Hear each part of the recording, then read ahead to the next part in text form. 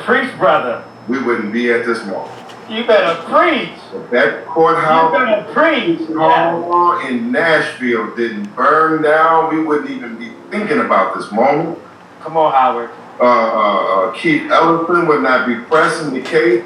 This has turned my brother, Mr. Harold, and you all into a matter of national security.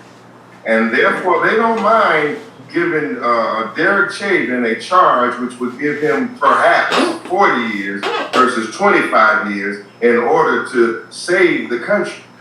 When Donald Trump went out and attacked those teenagers, some of whom I'm likely to represent, and I've been out there as a legal monitor at White House. Andre, I was out there because of you all, because of your spirit and the spirit you all have put in the country. It's not a riot. The Declaration of Independence say it is a rebellion. And if it wasn't the Boston Tea Party riot, then this is the George Floyd rebellion right here. Now, what I'm saying is that this is driving the legal action. The activists, the street, and the organizers are forcing Donald Trump and forcing the attorney generals and forcing the governors to go back and to try to give us tokens of justice. And all we have to do now is not be satisfied with the tokens. None of us as lawyers and even prosecutors or anyone can work outside of the will of the people. I guarantee you, if this would have been a few statements from the normal, traditional, controlled black leaders, and that was it, trust me, this guy would be charged maybe with manslaughter, or maybe say we're going to wait some weeks, and the other three officers, Tao, Lane, and Kuhn, wouldn't have been charged. So we have to say thank you to the people and all power to the people. I want to talk a little bit about some of the legal pieces here, because one of the things I just find fascinating. Yes, I understand that police officers, when it comes to arresting them, charging them, prosecuting them, that historically there's been what some may say is a higher standard.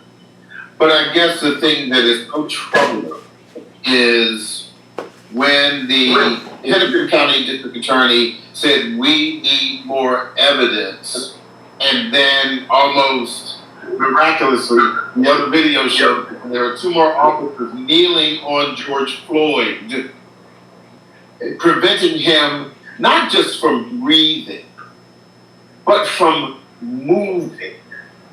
And that is the thing that I find so disconcerting. Some people say this has happened quickly. Yeah, compared to other officers, it may have. But this is not fake news. We've seen this.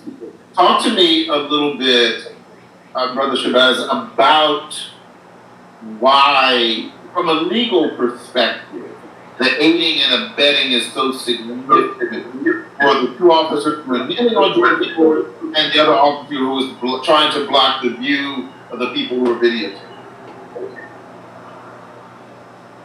It's significant here because normally police officers are not charged when they are on the scene and they could do something and they don't do it, or when they assist in these actions. Just normally they're not charged, so it's significant.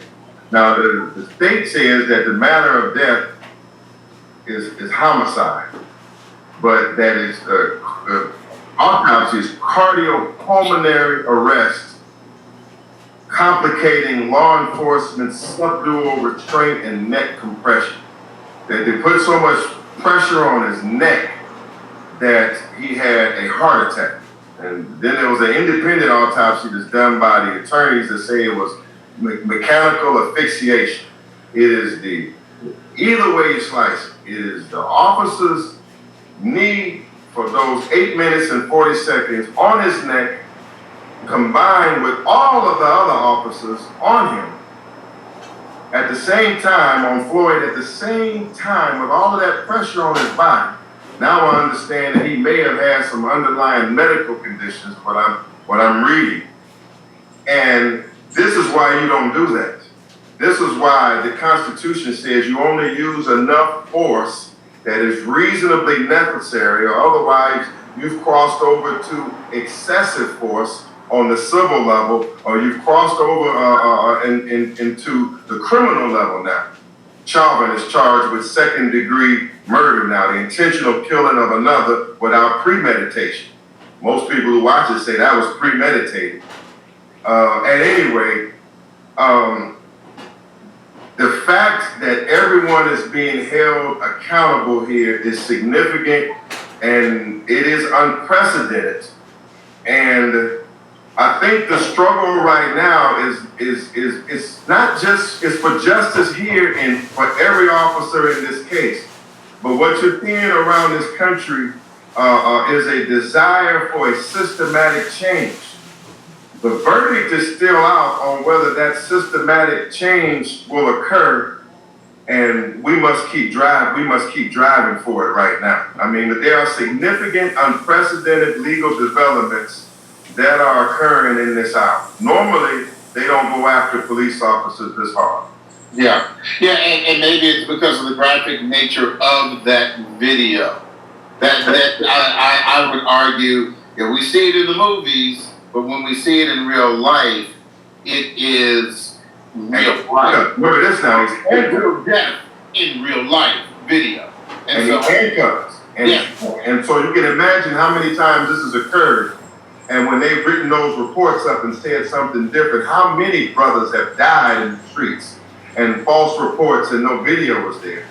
And now what you're dealing with here is a situation where the public is just not satisfied with what it used to be satisfied with. The public is not satisfied with what it used to be satisfied with.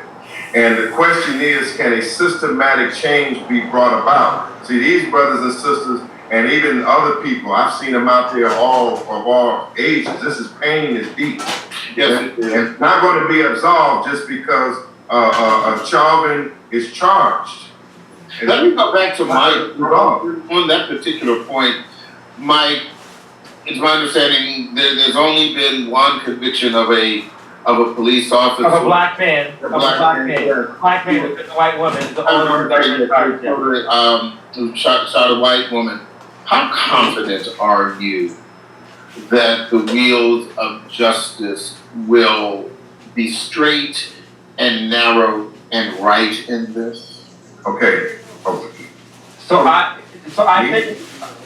not sure if he's going to be convicted. I think that the evidence is overwhelming in this case, and it's moving in that direction. But to Brother Shabazz's point is that we need to get to, so we're going to get justice for George, probably like that, maybe. But what are we doing for the systematic changes? For example, we just talked about how the police report was wrong. Somebody lied on the police report. Somebody approved that police report, and somebody signed off on that police report. The medical examiner did not have the same information that the police report had. Why is that? Who approved that? Why is it that every other case that we've ever had in Minnesota, the prosecutor would say, there's not enough evidence to charge? And before we burned down the precinct, as Dr. Shabazz said, he was still saying, oh, we were going to have an investigation for days, if not weeks and weeks and weeks. So the structure in itself has not changed at all for me to be convinced that I'm not next, or my brother's not next, or my nephew's not next 20 years from now. So I'm going to still be in these streets, right? And I think that let's get justice for George, yes. But let's not get distracted on this hamster wheel. A black guy gets killed, we go in the street, we get distracted, another black guy gets killed. And we just going on back, and let's just keep this going, and let's keep it going. Let's not. Let's get off this cycle and have a difficult conversation with white people who have a difficult conversation with themselves about how we can change the structures of this system. Another example. There were cops that arrested a black CNN reporter live on TV. Yes. Those cops are still working, right? So as much as the governor of Minnesota wants to get up there and say Black Lives Matter, he went to Cup Food today and wrote something on justice, whatever, on the ground. He can do all that Minnesota nice stuff that he wants. But technically, when he gets down to it, he has the power to decide if these officers that arrested that black CNN reporter, who identified himself as a reporter, but still was arrested, if they had jobs. Those cops in New York City that rolled over that group of people, I'm sure they're still working. Why? Because we have not fixed the structure of what's happening in this country. And so to answer your question, a long way of saying, I would hope that, like, I can't be a one-man protest, but I would hope that we would still be out there in these streets, making sure that we're organized, ultimately voting and protesting as well. You are listening and watching part one of a special 3-part series on the